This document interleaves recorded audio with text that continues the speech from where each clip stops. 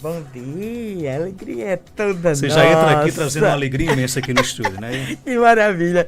Quando eu vi que eu ia me atrasando, eu digo, eita. Eu fiquei preocupado, se o Lucineto não chegou ainda. Hoje eu vou ficar de castigo na escola. Mas foi um pequeno atraso, até porque estudei um pouco até mais tarde. Mas desculpe.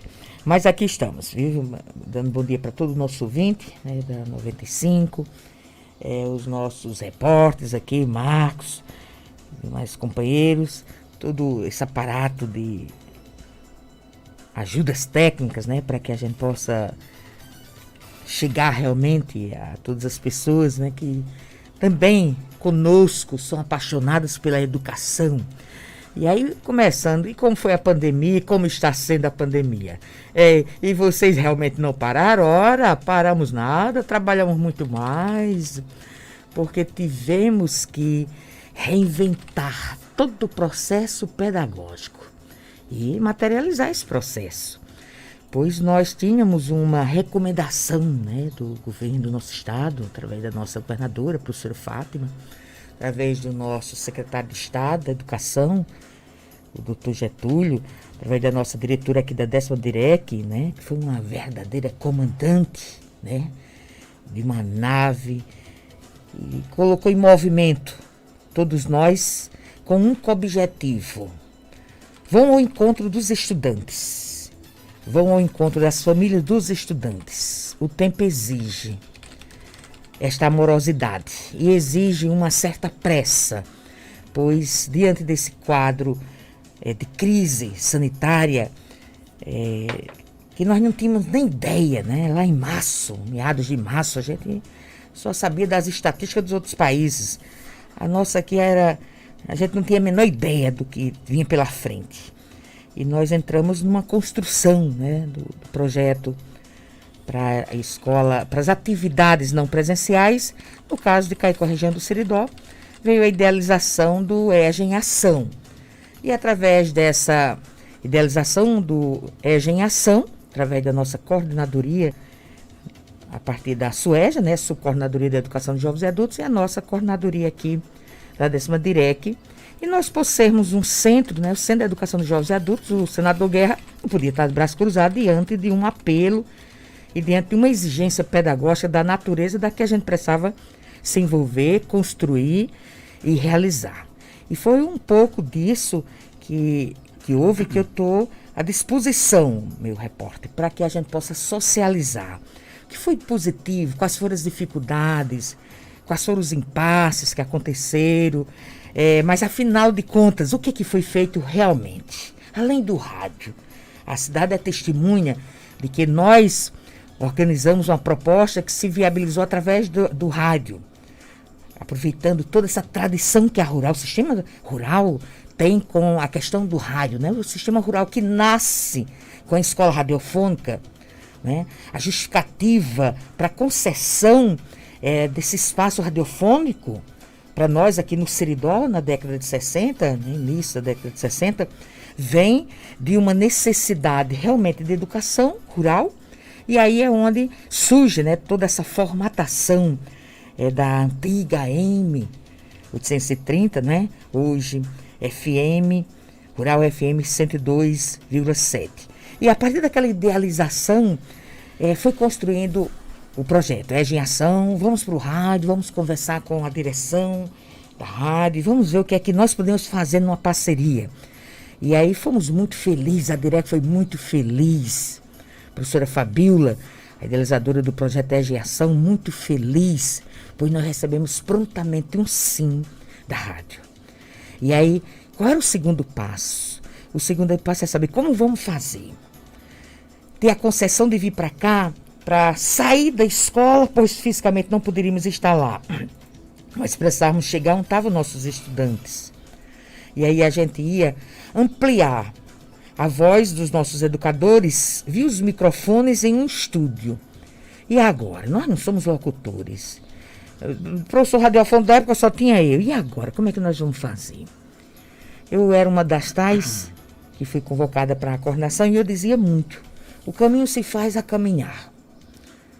Nós temos história, nós temos tradição, nós estudamos, nós pesquisamos, nós já aplicamos no cotidiano da escola as tecnologias de informação e comunicação. Por exemplo, uma escola como o Senador Guerra, que tem uma estrutura pequena, né? Se nós não tivéssemos já uma aliança com as tecnologias, a gente pouco fazia numa escola daquela. E a gente já tinha uma certa vivência, uma certa prática para superar a questão de livros, que a gente não tem. E por isso a gente tem um sistema bom de internet para que a gente coloque à disposição dos professores e dos estudantes para que realize os trabalhos. E aí a gente, a partir do que a gente já fazia, do que a gente tinha, dialogando com um, dialogando com o outro, a gente foi se organizando, formatando grupos de professores por áreas de conhecimento.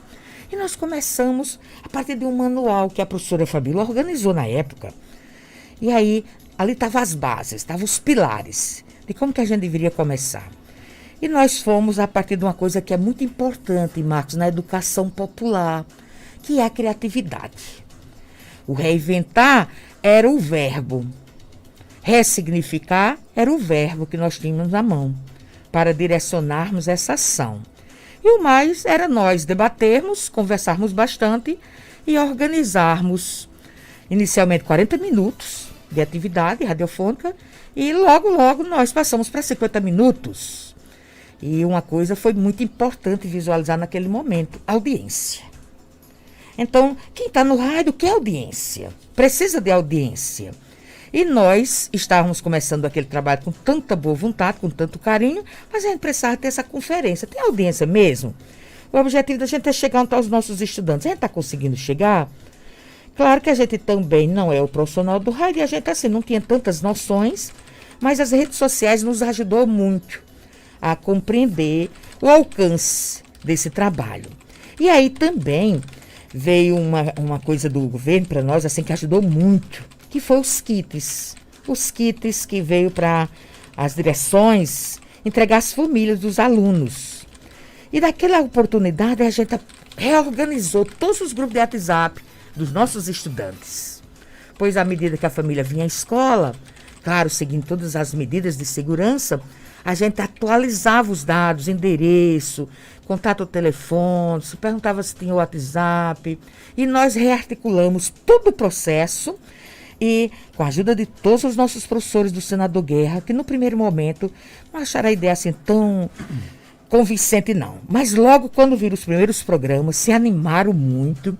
E com o processo da rearticulação dos grupos do WhatsApp, todo mundo começou a assumir um contato, uma vinculação com os estudantes. Então você sente surtiu efeito, então?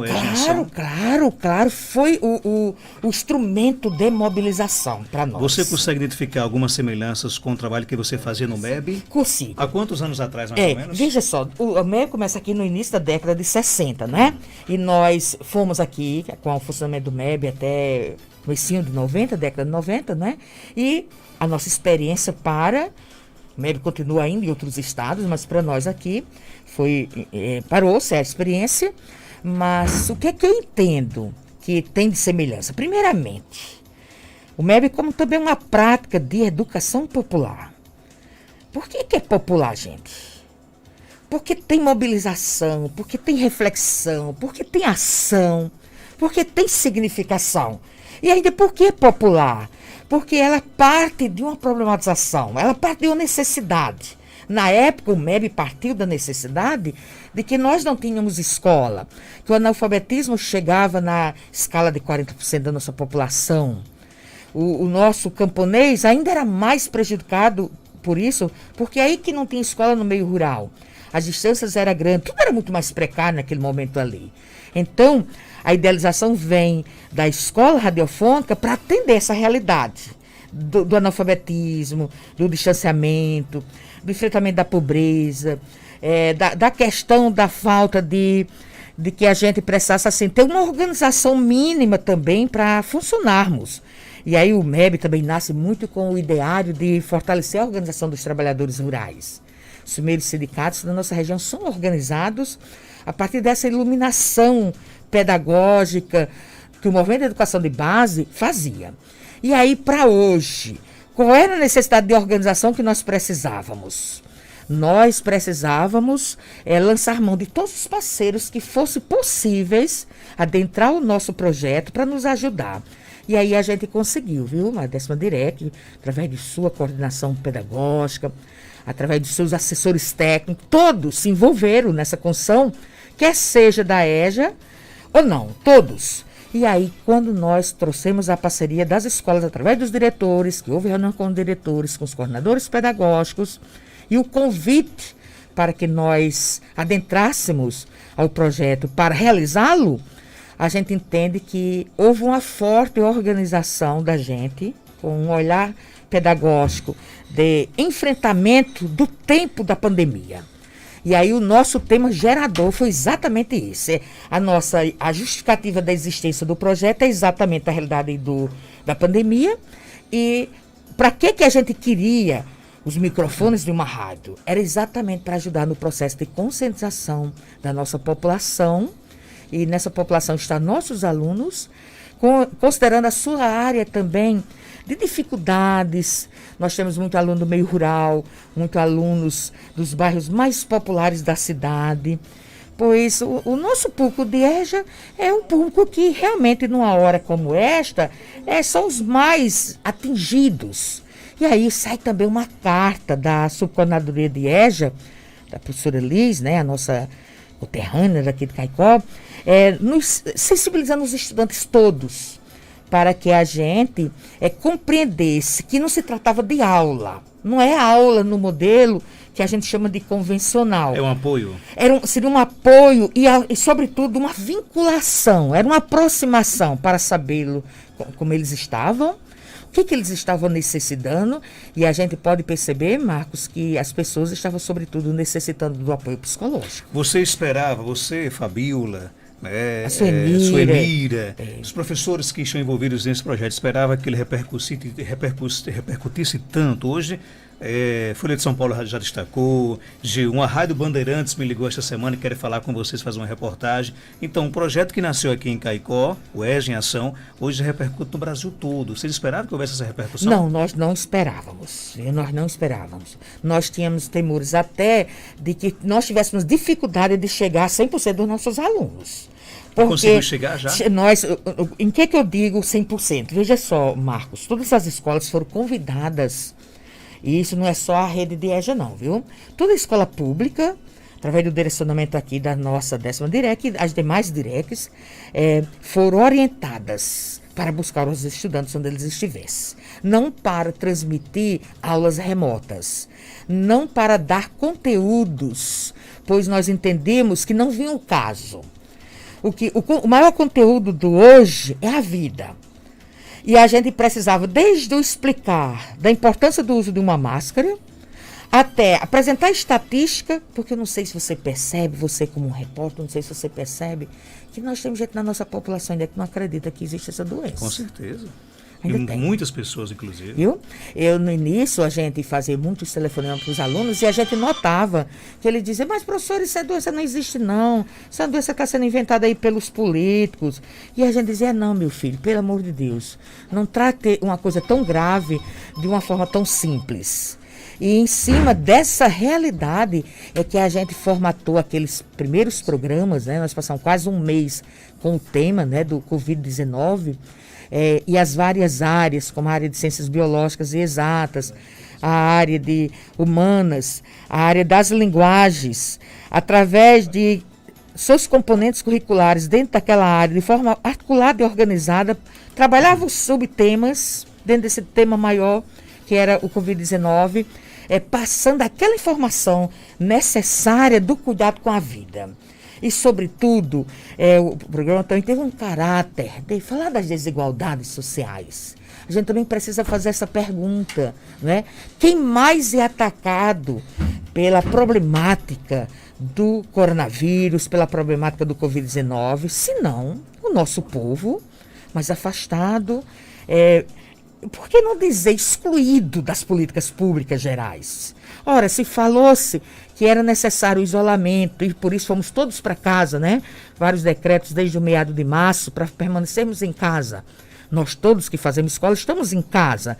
Trabalhamos intensamente porque trabalhamos pela via realmente digital, pela via do WhatsApp, do celular, foi tudo à distância, toda essa construção foi... Teve uma reunião presencial, todas as reuniões virtuais, conferências virtuais, cursos, nós tivemos muita formação concedida pela Secretaria de Estado em cima dessa urgência.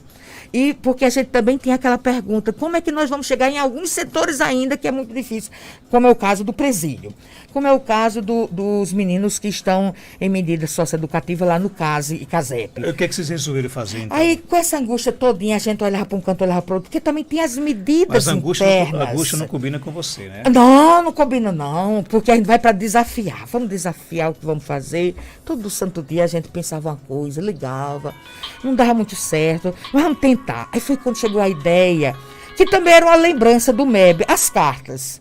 No MEB, como era que era a mediação entre nós, o professor radiofônico, com aquela comunidade de base? Se não, também pelas cartas. Então, baseado nisso, aí a professora Liz, que manda para nós uma carta muito inspiradora para entregar a todos os nossos alunos, inclusive foi apresentada no nosso programa EJA em Ação. Mas, meus filhos, se nós estamos com a orientação da nossa subcoordenadora, que já mandou para nós uma carta, que foi muito bem recebida e muito bem acolhida por todos os nossos estudantes, por que nós não partimos dessa mesma ideia e chegarmos também ao presídio? Ora, papel não podia ir, porque tem o temor de que possa ter também contaminação via qualquer material que entre em qualquer lugar. Então, papel impresso a gente não vai se arriscar. Fazer o que também? Aí veio a sugestão, vamos para as cartas fonadas? Vamos fazer a gravação das cartas? Dos familiares para os presos. Diretamente a carta feita pelo próprio professor daqueles meninos. Mas só para entender, essa carta, no caso, vocês conversavam com os parentes dos presos? Não, o nosso professor, que a gente também tem um grupo dos nossos professores que atua no presídio, no caso e no CASEP, e o que é que a gente faz? A gente fez uma conferência com eles para a gente fazer o combinado. Cada um vai escrever uma carta.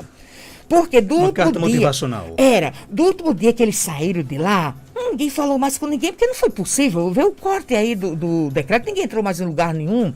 Então, como é que vocês vão fazer? Vocês vão partir da sua última aula, seu último encontro com eles. E o que está acontecendo hoje, que fez eles não lhe ver mais lá dentro, ele sabe, é claro, que é devido ao Covid, mas você se apresente de novo aos seus alunos. E os professores foram 12 professores, fizeram 12 cartas que são verdadeiras obras de arte. Essas cartas diziam o quê, por exemplo? Todas elas. Contavam o que aqui estava acontecendo, como nós aqui estávamos, mas, sobretudo, perguntava como eles estavam. Como eles estavam enfrentando no internato que eles se encontravam, pagando as medidas, como que eles também estavam. Claro que hoje eu não posso ter a voz dele para me responder aqui, porque tem medidas de segurança internas que eles não são autorizados nem a escrever e nem autorizados a gravar nada para nós. Mas teve uma pessoa importantíssima para fazer essa mediação para nós, que é as nossas companheiras, agentes policiais, que estão lá cuidando da parte da educação. A professora, no caso aqui, a professora Francisca Gomes, a professora, eu chamo já de professora, são policiais penitenciários, mas eu já chamo de professora, que afinal de contas também são pedagogas. E elas receberam toda a postagem das cartas através do WhatsApp disponibilizado por eles, e eles foram apresentar as cartas. De que forma? Com notebook na frente da cela, e eles acompanhando como cada grupo daquele recebia aquela mensagem. E depois, claro, do ponto de vista de prestação de contas do trabalho, as companheiras também gravaram algo para mim, como suporte pedagógico, encarregada de enviar todas aquelas postagens. E, claro, eu não costumo falar de público porque nós não temos autorização de dizer o que era o conteúdo desses áudios. Mas a gente só pode dizer uma coisa. Foram todas recebidas com muita emoção. Houve muito choro dos nossos alunos.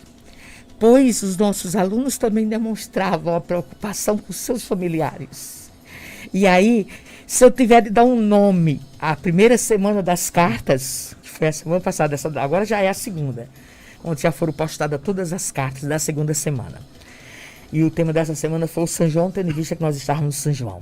E em seguida a indicação de um programa de EJA que já está lá, postado, né, na página da Décima Direc, de acordo com o critério do professor, de acordo com a turma que ele trabalha, qual que ele sugere que é mais importante. E aí os professores sugeriram os programas que tratou do arraiá. Sexta-feira passada até a nossa terça-feira, os nossos 3 programas do EJA em Ação fez muito esse destaque. A gente até chamou de arraiá do EJA em Ação. Então, meus companheiros, a orientação recebida é de que as cartas foram muito bem recebidas por eles, o conteúdo das cartas muito bem acolhido. E aí, não se importe se nós também aqui choramos, porque o tempo também fez isso com a gente, amoleceu muitos corações. E só para você ter uma ideia, Marcos e todos os nossos ouvintes, com certeza agora muitos professores nos ouvindo, ninguém me deu distância para trabalhar e para construir e para materializar o programa EJA em Ação. Ninguém me deu esforço. Se trabalhou sábado, domingo, dia santo, feriado. E estamos em recesso. O governo determinou do dia 22 até o dia 6, recesso. Nós só demos um alíviozinho para os professores, mas eles disseram para nós uma coisa. Toda semana, como nós vimos fazendo antes, postando uma atividade para os nossos estudantes, os nossos grupos de WhatsApp, nós vamos continuar fazendo. E nós adoramos a ideia dos professores desejar continuar para não perder a vinculação e está acontecendo. Eu recebo todas as informações porque é bom a coordenação acompanhar, porque tudo é virtual, meu filho. Aí de repente pode ter algum problema e a gente precisa ser sabedor para fazer as devidas correções caso venha surgir. Então, o que eu posso dizer é que tem sido uma caminhada muito satisfatória, muito significativa, de muita amorosidade, mas sobretudo de muito estudo também individual e coletivo, através de muitas reuniões virtuais que nós temos recebido, né, da parte da secretaria, da própria Décima Direc, através do programa, tem nos dado também o suporte de formação, mas do ponto de vista de dificuldade, nós ainda continuamos com uma dificuldade que é própria da leitura crítica que a gente tem sobre as tecnologias a serviço da educação. Ainda falta essa ferramenta para 100% do nosso povo. Falta ainda até para professor.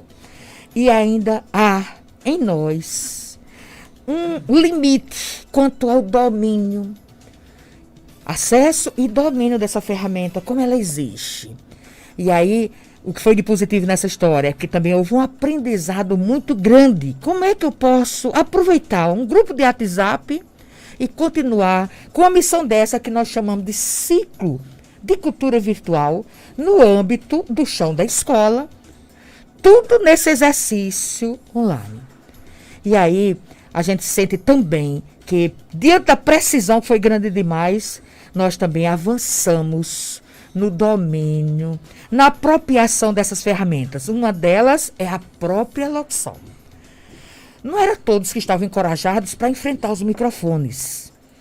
E a minha orientação para a questão das cartas fonadas foi eu fazendo um exercício com os colegas, para eles perderem o medo de uma gravação. Porque se eu estou na reunião virtual, estou falando, eu faço um áudio gravado, o que é ali senão uma apresentação? Se eu faço ali na sala da minha casa, eu faço aqui também. Porque o que eu preciso é chegar aqui e apresentar um conteúdo. Porque o exercício de fazer com que minha fala chegue onde está precisando chegar, vocês que trabalham na parte mais técnica, vocês dominam isso. E vocês disponibilizam isso para nós. Então a gente precisava só perder esse medo. Muitos se lançaram. E a gente hoje tem um dado, viu? O que surgiu de pessoas que, se hoje fosse até para esse ramo também da comunicação... Dá para formar uma rádio. Dá para formar uma rádio. Então, isso também foi uma coisa boa para nós, porque comunicação, pensamento, criação, reinvenção, é algo para permear a nossa prática pedagógica o tempo todo. Quer seja como gestor, quer seja como coordenador, quer seja como um docente, quer seja como um educando e até como um membro da família. porque nas reuniões virtuais com os alunos nós chegamos a fazer, até as famílias participaram da roda da conversa, mães, avós, as crianças, e terminou sendo verdadeiras reuniões em família para conversar sobre a realidade do Covid-19, sua forma de prevenção, porque a gente ainda continua dizendo só tem o isolamento, não tem outra coisa para nós fazermos. E aí nós ainda continuamos com essa mensagem. Ao sair de casa por uma extrema necessidade, não saia sem as proteções, pois nós ainda estamos num momento de muita dificuldade diante desta problemática do Covid-19. Não podemos relaxar. Não vou tratar aqui de óbitos, porque a comunicação faz isso, o jornalismo faz isso a cada segundo e todos dominam isso. Mas, diante desse cenário todinho, vamos fazer o que a governadora tem nos pedido. Permaneçam em casa, ajude-nos com o cumprimento do isolamento e o uso de todos os equipamentos de proteção e de segurança para que não venhamos nós nos contaminar e chegarmos até a ter óbitos e trazer tristezas, né, para a nossa cidade, para a nossa família, para a nossa região do Seridó. Então, Marcos, é mais ou menos esse o balanço, a feliz experiência da Escola Radiofônica, ela se reinventa. E aí eu tenho a felicidade de participar dos dois momentos. E o que foi o bom do momento de hoje? Essas redes sociais. Inclusive, usar bem isso foi o segredo deste sucesso, desta mensagem de vida e de esperança, uma verdadeira mística da esperança, que com certeza ajudou a muita gente a, primeiro, não se sentir sozinho. Segundo, a enfrentar o medo, não se deprimir, pois também teve uma forte programação nessa matéria, da parte emocional. Tivemos bons psicólogos trabalhando com a gente no EJA em Ação. E a gente agradece a todos esses parceiros que vieram se somar conosco.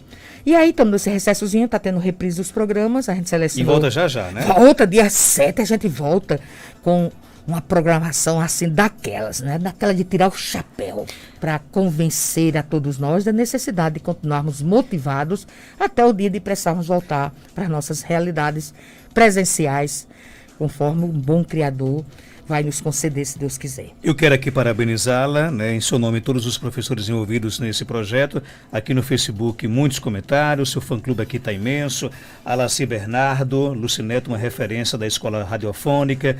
Edicalbe Maris, né, teve aqui, inclusive, deu um show. Sim, aqui, né? E deu um show também no nosso ciclo de cultura na nossa escola. Ela uma das professoras responsáveis pela mobilização de 100% dos nossos professores no Senador Guerra. Viu? Ela colocou aqui, o dia já começa bem com as contribuições dessa grande mulher, Lucinete Maria Costa de Souza, uma voz importantíssima que ecoa dentro do Senador Guerra. Rita Guerra está aqui também, sabe, você é meu espelho.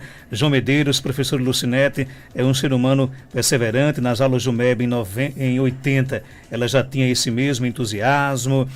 Maria Souza, bom dia, parabéns Lucinete pela garra, maravilhoso ouvir seus depoimentos. Maria Alves, muito bom, parabéns, que Deus abençoe. Tem muita gente aqui querendo aqui, a Dilma Rodrigues está lhe mandando um abraço. Como o nosso tempo estourou, só me resta agradecer pela sua participação, professora, parabéns, continue com essa garra, com esse entusiasmo. Nós conhecemos hoje apenas 2 dos muitos projetos que vocês da educação estão realizando. E ainda tem gente que tem a coragem de dizer que o professor não trabalha em época de pandemia, né? Isso é um absurdo uma coisa dessa. Parabéns, professora, viu? Muitíssimo obrigada e agradeço de coração as generosas palavras de todos os nossos internatos, todos os companheiros que estiveram na batalha e estão conosco nesse EJA em Ação.